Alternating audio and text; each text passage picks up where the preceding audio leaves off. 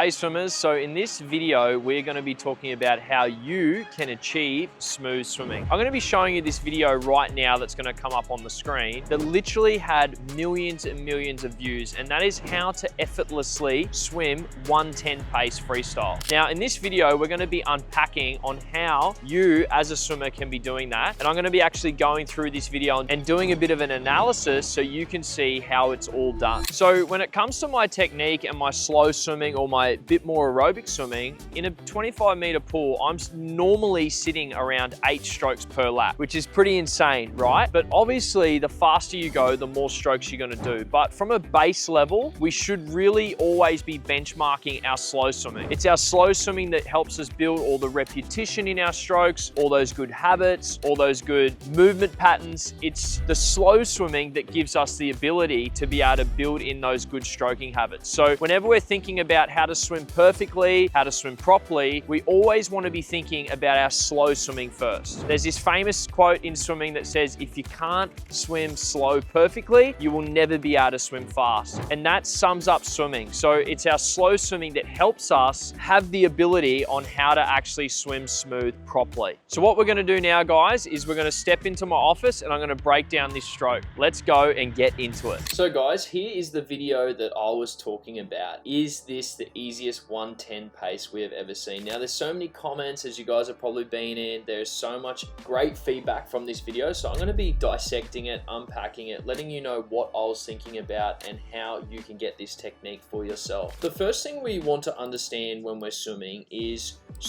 all about how we swim slow perfectly. This here is literally just that little bit faster than my warm-up speed. So obviously I wouldn't be able to hold this forever. Like, I am putting a little bit of pressure in the stroke, but when Effortless did this analysis on this video, I am 21 strokes on the way down and 21 strokes on the way back. That firstly is telling me a very, very important parameter in swimming, which is stroke count. One of the things that a lot of people don't do, and especially when we do the clinics and the private lessons and the video analysis and all that kind of stuff, is the first thing a swimmer does is they have a very inconsistent stroke count. So what I've done is, yes, I perfected my skills. Yes, I perfected my movement patterns. Yes, I have really, really good body position in the water. But what I've done really well here is I've got really consistent stroke counts. So that is number one. That is showing me that I built in good repetition, good stroking movement patterns and all that kind of stuff. And that's kind of the phase after we've kind of worked through the skill level in swimming. Once we're getting our skills more confident, we're getting good at drills, we're progressing through into a better stroke, what we then want to be able to do is build the stroke and repetition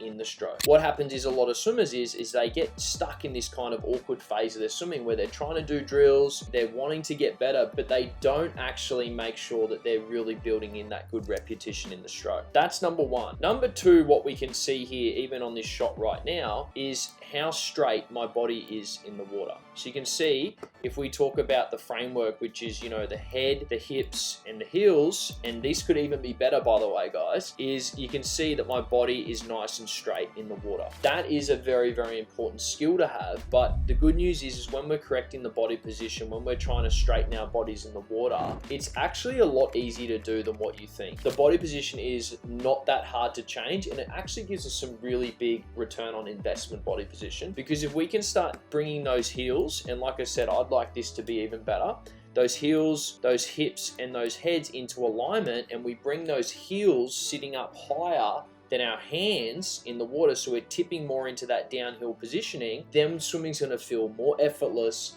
more easier, less strokes, and we're not going to be burning as much energy. So that is really, really important, the body position there. Alrighty, so the next one that we're seeing here from this top angle is my rotation. Now, rotation is a very, very confusing thing in swimming because a lot of swimmers rotate from their hips and their upper body at the same time. Now, the slower you go in your swimming, the more rotation you're going to have through the hips. But what we don't want to be doing is rocking and rolling from side to to side too much. We want to be trying to keep our hips as still as possible. Now, you can see here when I'm breathing to my right, I've got a split in my kick, which is showing me, even as I give an analysis on this myself, is I'm actually having a core breakdown. So that split in the kick that I've got going on here is showing me that I've actually got a core breakdown in my stroke. And you can see I'm actually quite rotated there on my hips. I wouldn't like that much rotation in my hips. Now, what we want to be thinking about is all about that cross connection. So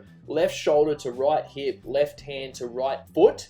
That's what we want to be thinking about in our swimming. So for me, what I would have liked to be thinking about more is just putting a little bit more pressure on this right hip when I'm breathing. So I'd be thinking about right hip down to help me build that core connection up and that cross connection up to be able to not be rotating as much on my hips. And I could almost put 100% guarantee on it that that's what would remove that split out of my legs there in my freestyle. So moving on to the next part of the stroke, which you can see I'm doing very, very nicely. And swimmers talk about this a lot, like soft hands. Now, I'm not sure that thought process works the best when we're talking about brain connection, but you can see here, I am quite soft through my hands when I'm traveling forwards, and see how my fingertips are angling down through that catch. So what I'm doing a very, very good job of is getting my hands straight down into that nice high elbow catch position there and making sure that my fingertips are shooting down. Again, looking at this, I would still actually like to be better, but moral of the story is when my hands are entering in the water, my fingertips are entering in before my elbows, which is really setting me up for great swimming. And the last one is I'm not bouncing. Okay, so you can see here, we watch my head, it is going forwards in the water. I would actually like my head position up a little bit more, but see how it's got that really nice bow wave on the front of the stroke there? We'll just go back through that frame again. So just watching that bow wave off the top of my head there, and like I said, I would actually like to have my chin back a little bit more, so I'm just sitting up on top of that water, but I've got that really, really nice bow wave there coming off the top of my head, as you can see right here is that nice bow wave coming off the top of my head, which means I'm piercing forward through the water and really getting in that good positioning there. And again, nice soft entry, fingertips down, pressing from that hand, really good inward and outward sweep through the back of the stroke. And you can see why that gives me around that 21, 22 strokes per lap, is because I'm holding an insane amount of water. All those pieces are starting to come together.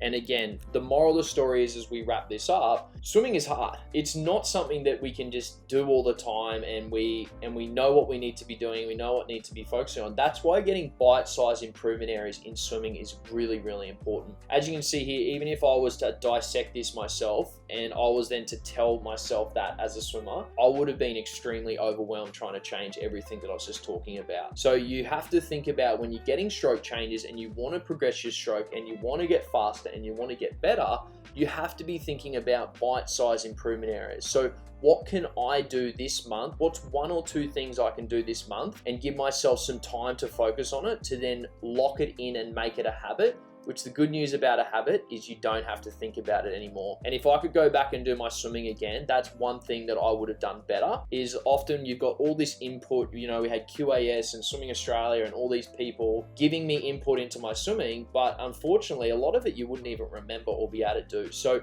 for me, bite-sized improvement areas and having specific focus areas is important. And if I was to pick one thing to be focusing on here, it would be a lot less hip rotation and getting that split out of my kick when I'm breathing. That's what I would pick here to be focusing on. So guys, I hope you found that helpful. I will be continuing to keep providing as much value as I can in giving you my swimming knowledge. Make sure you keep your eyes peeled for the next video. We'll hopefully see you soon.